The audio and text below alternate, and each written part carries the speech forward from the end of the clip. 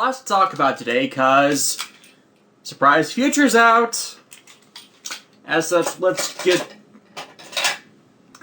Ghost out of the way with the recap of the introduction of Houdini. Now, this is a Makoto-centered episode about his personal journey back to, I would guess, the good side, or as he phrases it, living as a human.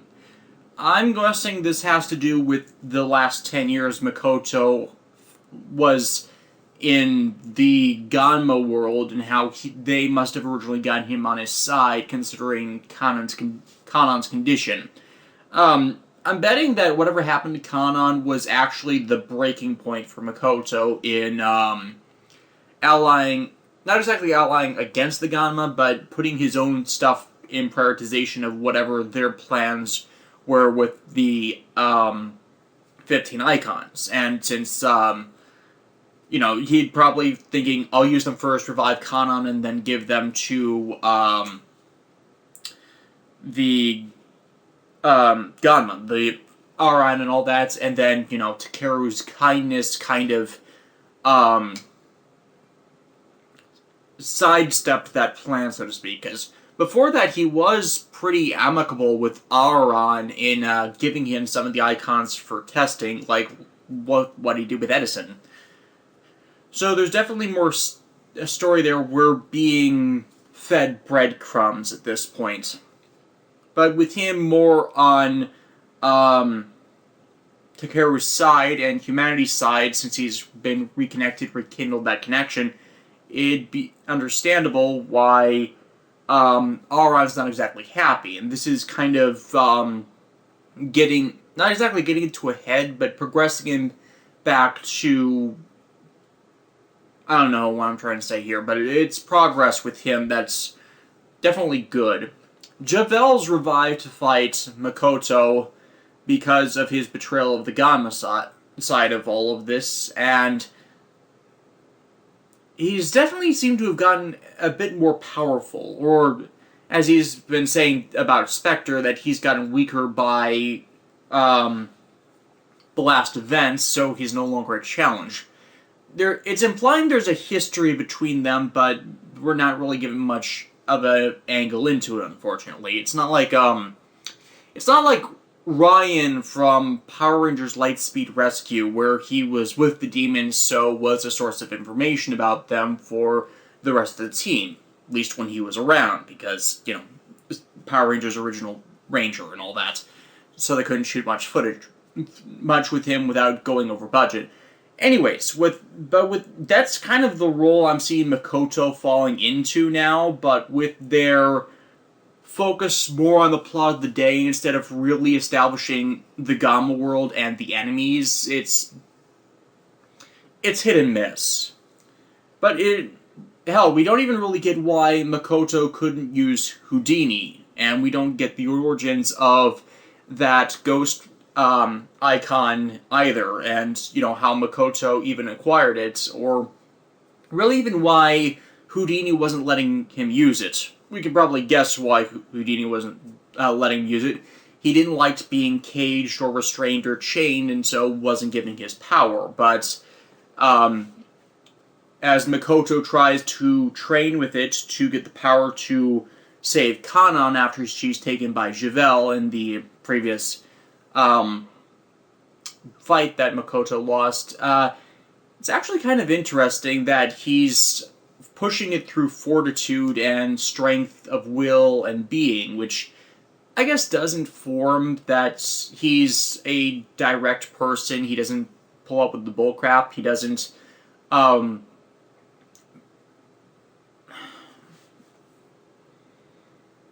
beat around the bush, is what I'm saying. And this is reflected in that earlier in the episode, when he tells Takeru of his inability to use Houdini, that Takeru suggests he make friends with the spirit that the icon contains. And, that's admittedly how Takeru's gotten his power-ups with his fight together thing, whereas Makoto's been a bit different and more demanding in his requests. So yeah, it's kind of a differing character philosophy that's not really beat over the.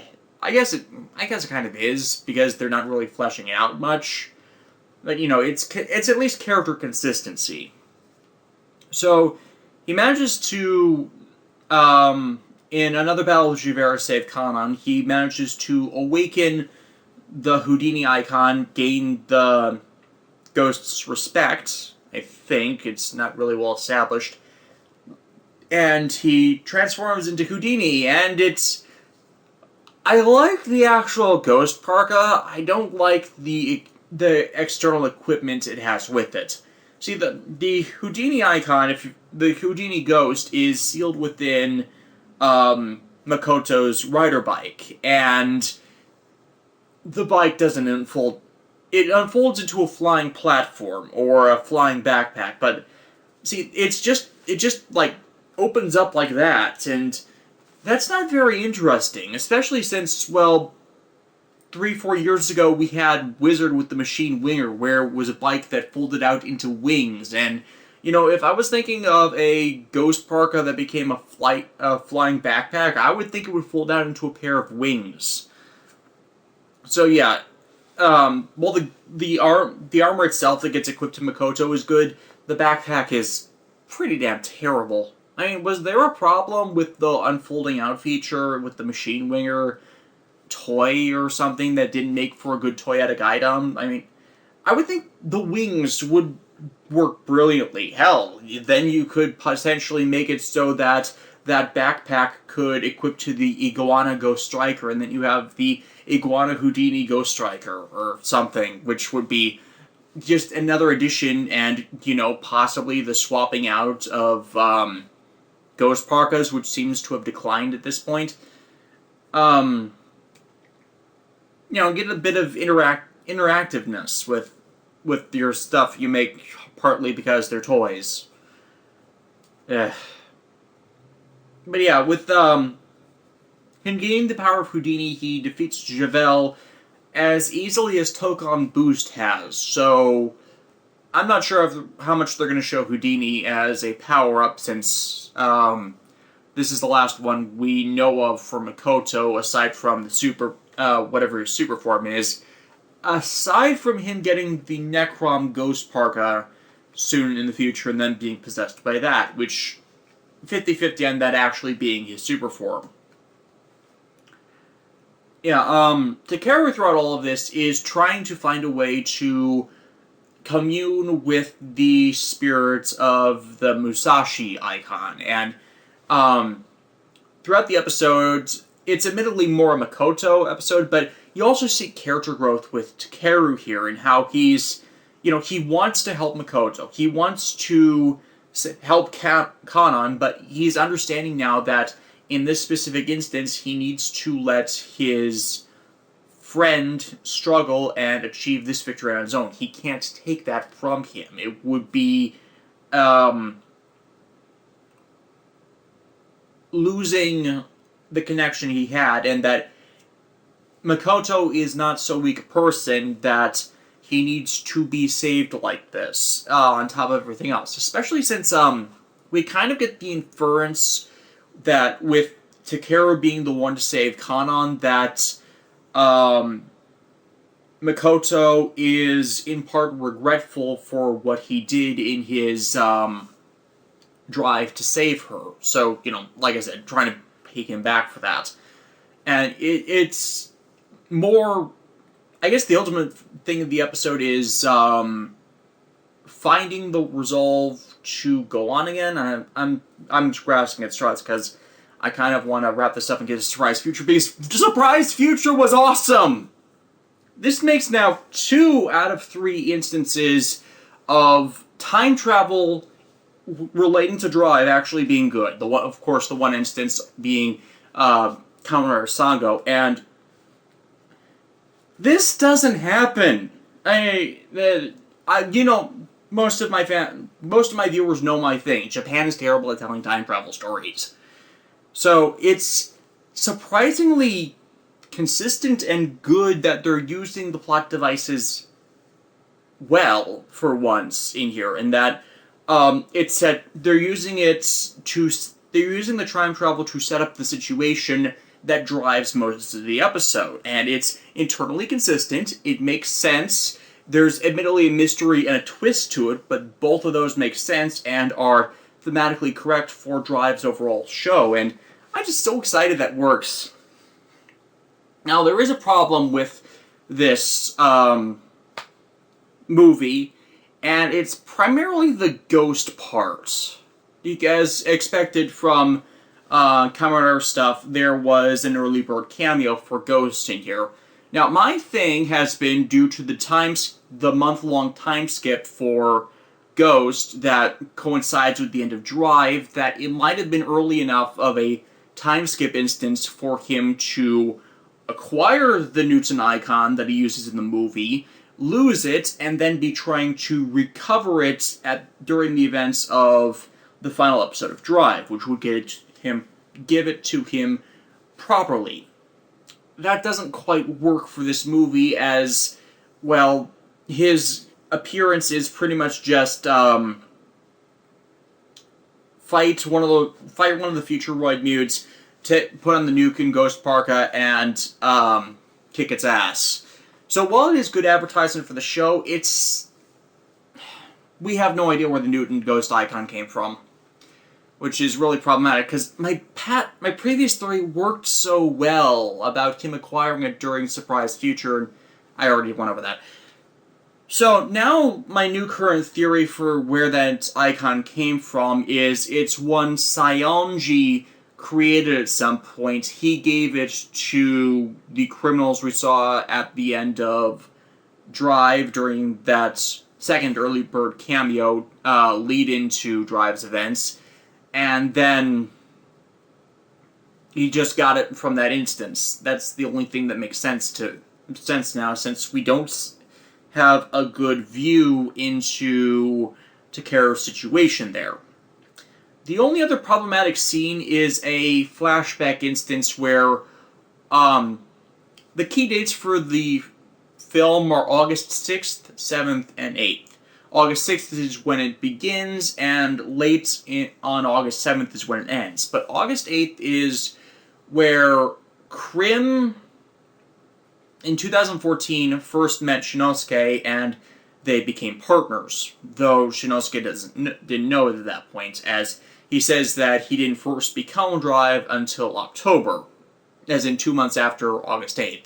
But it was kind of like their meeting, and when Shinosuke was first assigned to the Special Division Police Units and was given Trideron to drive as his patrol vehicle.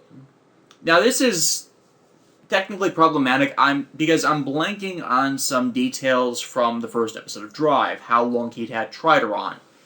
And I think that syncs up. Riku Sanjo is usually good about this, but, it's kind of a fridge logic thing where, wait, does that work right? I think it does, but I'm not sure. It's part of a bigger scene where, since Krim is legally dead despite being a belt, where it's revealed that Krim had decided to leave all of his possessions for Shinosuke, which he had stored at the original Drive Pit, which was I don't want to say warehouse, but kind of like that, where Krim had stored a bunch of antique cars and other supplies like that, which also housed his lab, and, kind of a, well, he's not there nostalgia moment where, Shinosuke and Krim were alike in a lot of ways with regards to their tastes, despite having, different personas and different driving forces, different specialties. It's like, the commonalities between people. That it was honestly a good scene that showed how much Krim honestly cared.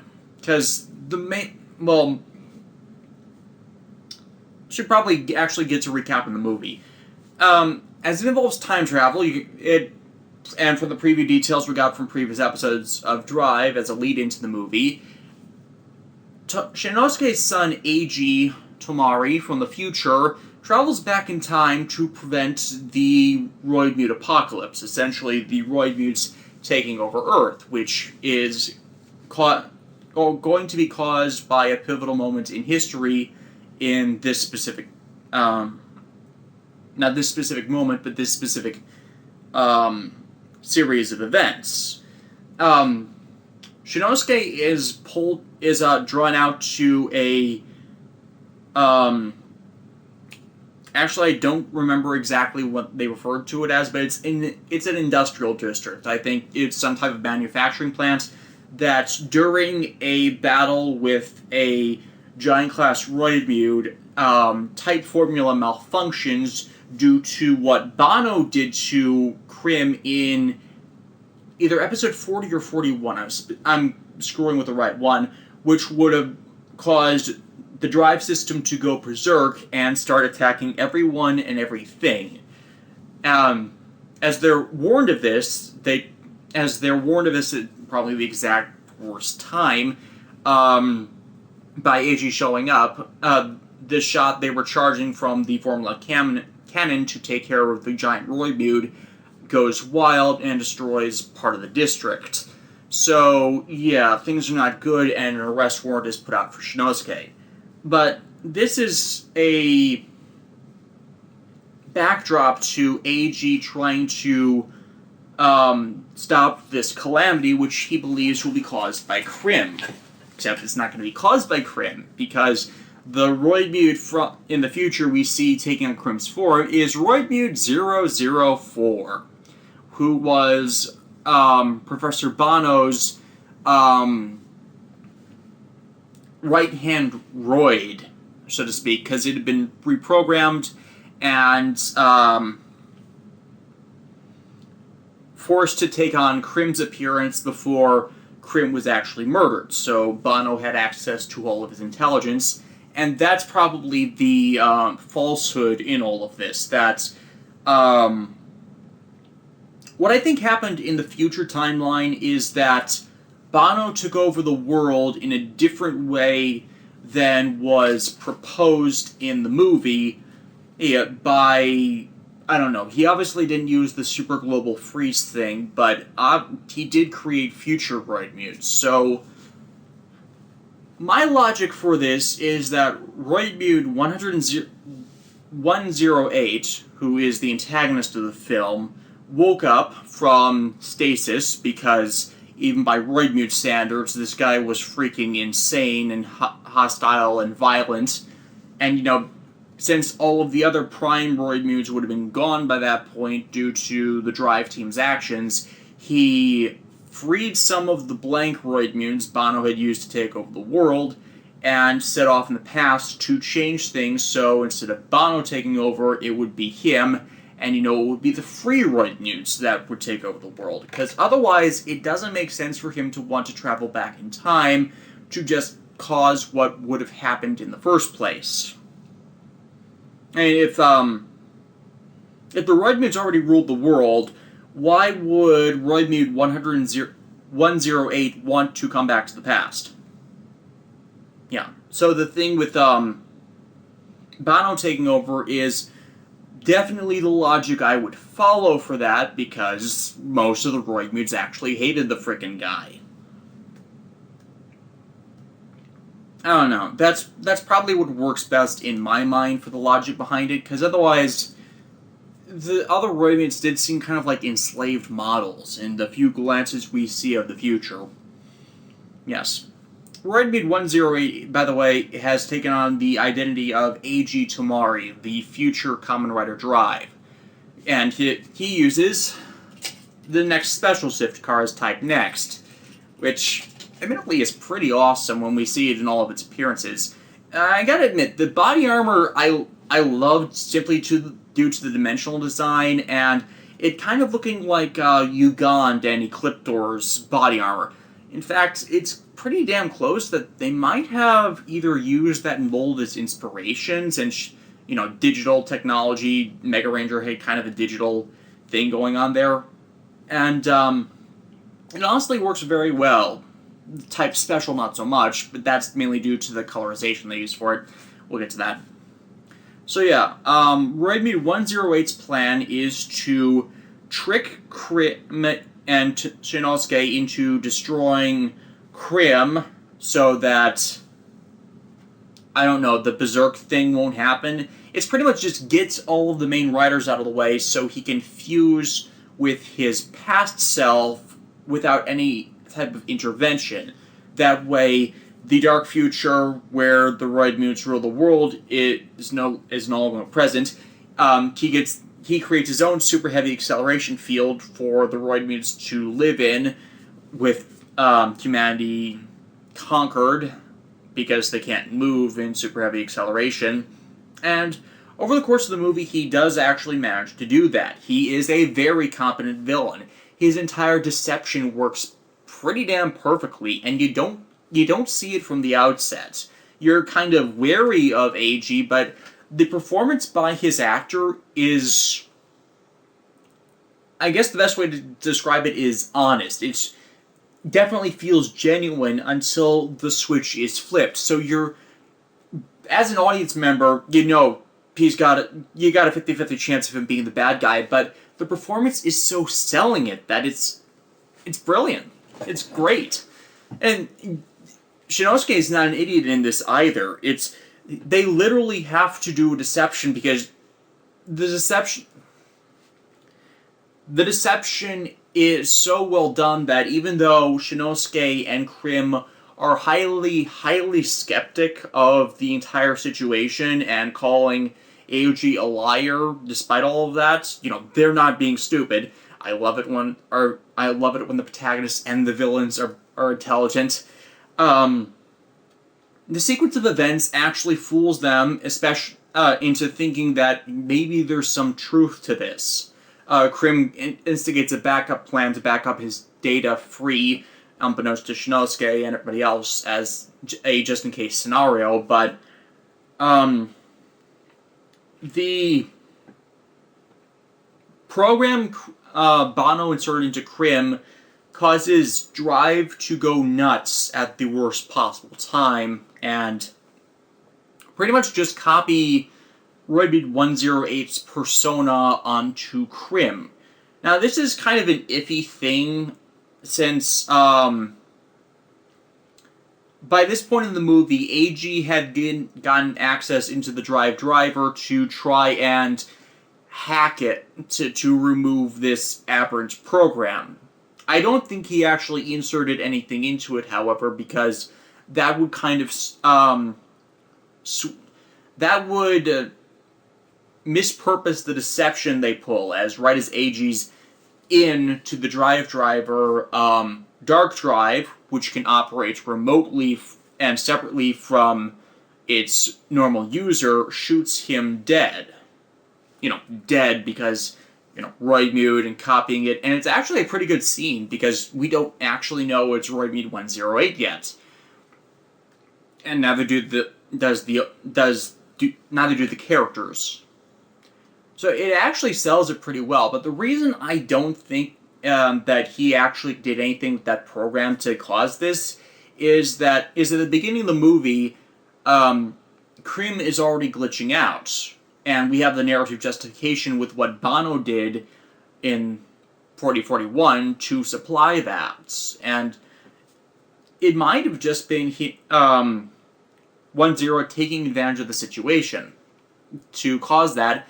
And this is what Krim going crazy is what actually caused the turnaround in Banno's conquest. And ironically, 108's actions and alterations to the timeline by him coming back would lead to the Roidmutes being exterminated. Irony? Yeah. That's the thing with time travel. It doesn't always work out the way you intend for everybody involved. I like the way they use time travel in this story as well, in that the Time Road plot device is a one-way, one-time-only trip. So it's and since he gets it from AG, the real AG, in the future already, it's like 108 was taking advantage of a plan already in place to subvert who whoever the hell was actually ruling the world. Like I said, I do believe it's Bono.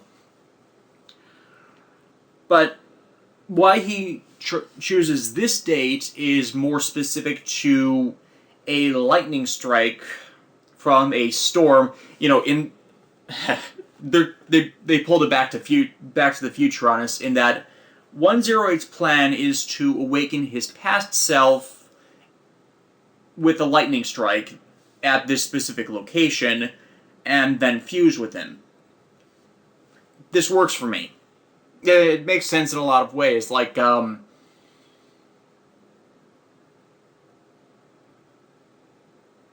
I'm blanking on... There was this movie where they used time travel, and interacting with your past self becomes a horrific thing. It's not Back to the Future. It's a movie where a past version of someone and a present version of someone come into contact with each other and create a supreme power. And it's not Southland Tales. That movie was freaking stupid.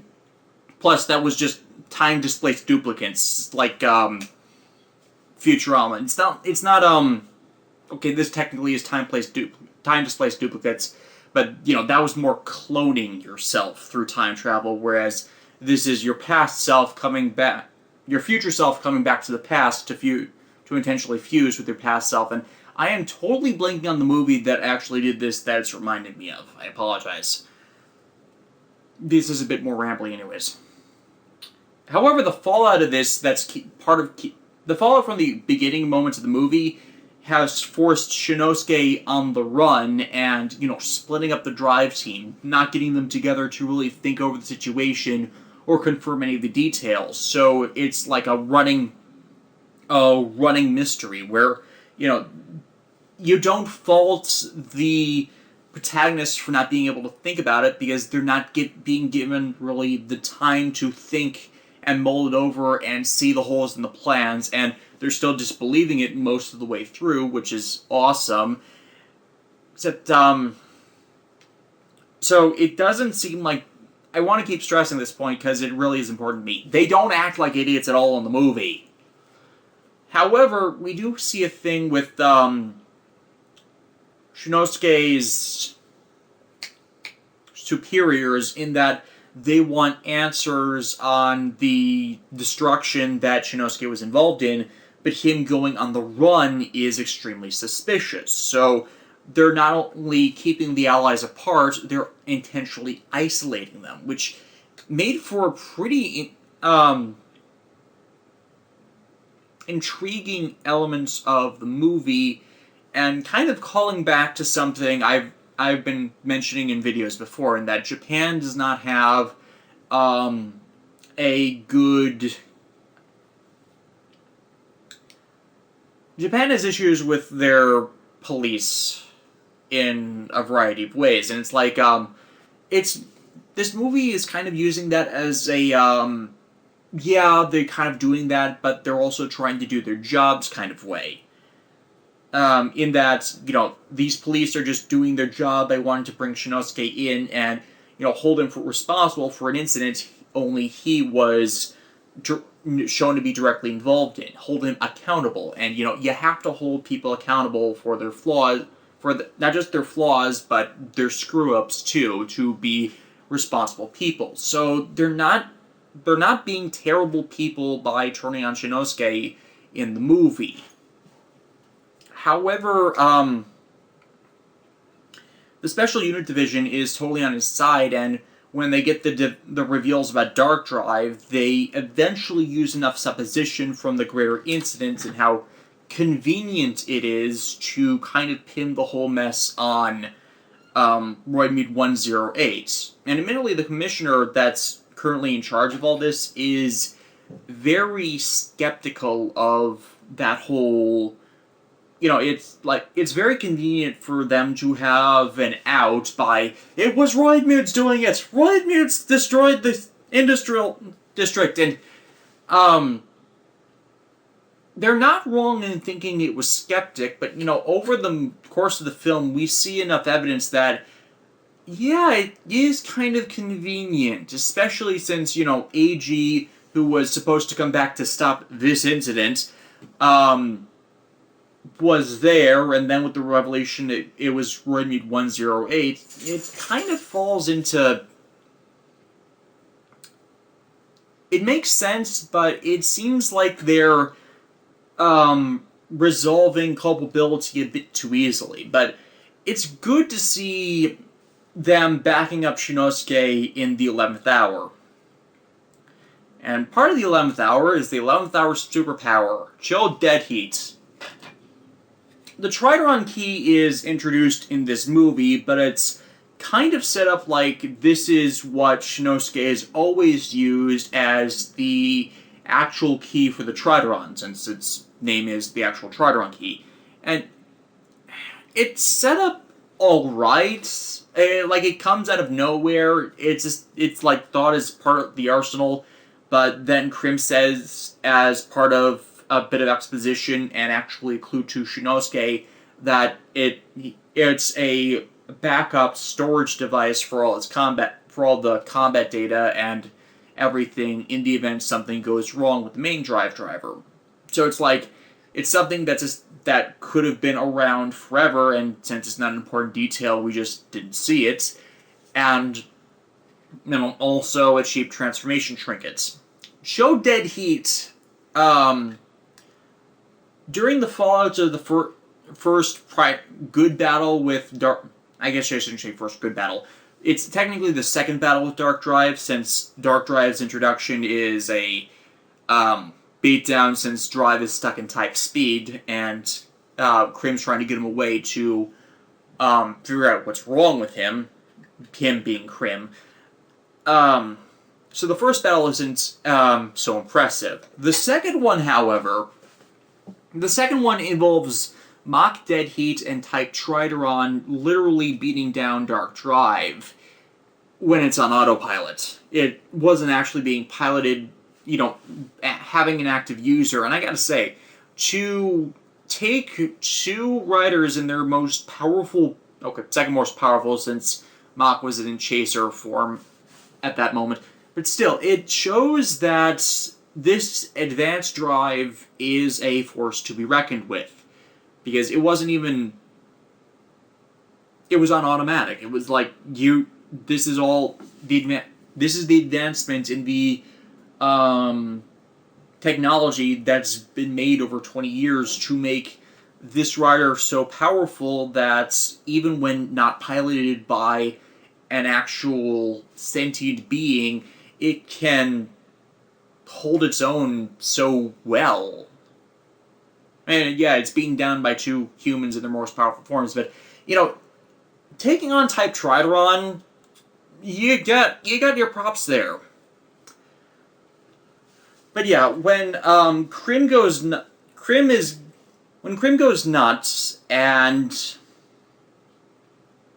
Shinosuke is forced to destroy him, he's left with just the Trideron key, and due to Chase saving him from a blast from the fully revealed Roidmude 108 as Dark Drive, he's given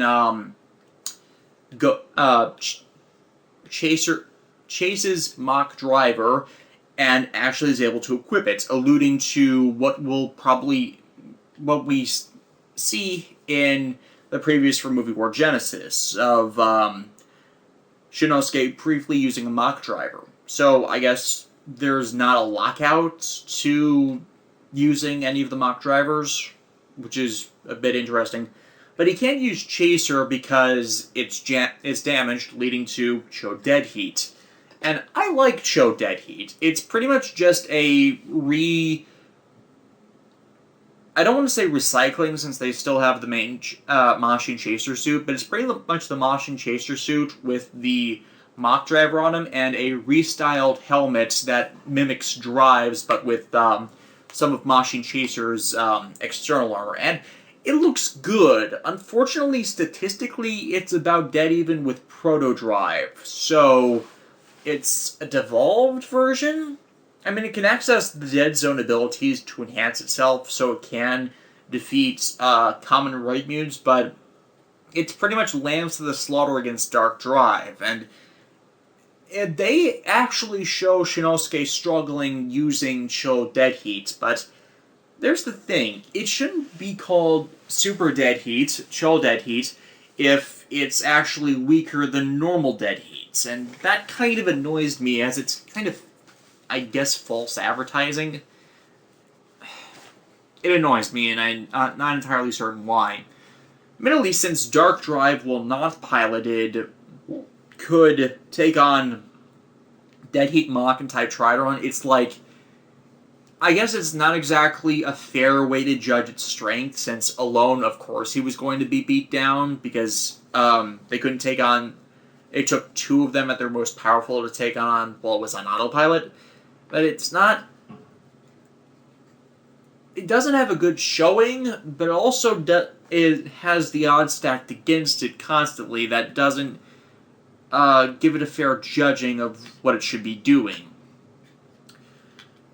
But yeah, this is... The Trideron key is used to reinitialize Crim in pretty much the same exact way they used in Movie War Full Throttle to revive the damaged drive driver, in that it was using combat data stored from this to as a copy of Crim's consciousness in the drive driver from the future that Roidmead 108 discarded when it fused with itself from the past.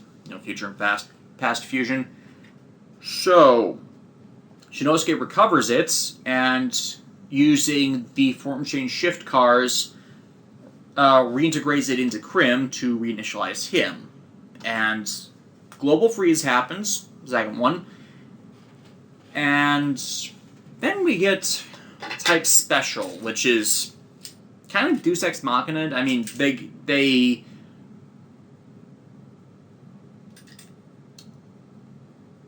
okay, I don't want to say Deus Ex Machina, but it's kind of convenient, as next Trideron, Type Next support vehicle in the same type as Trideron, is right there, and we see it drive the main type speed main tire for that form, since Trideron is nowhere nearby to help complete the form like that, while he takes on Paradox and pretty much loses. So I can kind of see the thought process where Kiriko, who's recovered the shift car out of nowhere because, it was kind of discarded by Paradox, Roidmead 108, as well, so her suddenly having it seems odd. I guess, scene we didn't see. But they used Mad Doctor shift car to reinitialize it so Shinosuke can use it, and Type Special looks terrible. I mean, it's exceedingly powerful, able to take on Paradox, Roidmead 108, at his strongest and defeat him, but it's the yellow striping. Dark Drive was great in black and blue. It was contiguous, but I think it's mostly that shade they used and how they used as part of the suit, because the only differences between Type Next and Type Special is the helmets and that colorization, and I just find it doesn't look as good as Type Next. But yeah, Type Next kicks Paradox's Roidmead 108. I need to stop doing that. But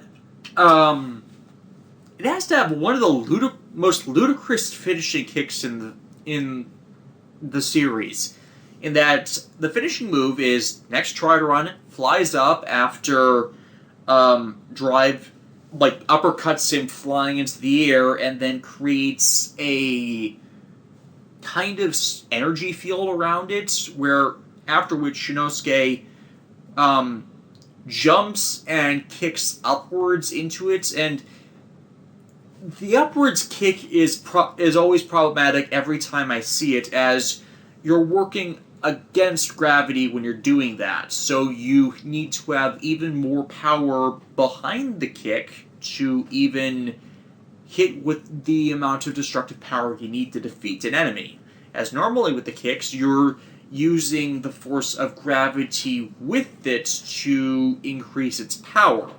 Like force equals mass times acceleration.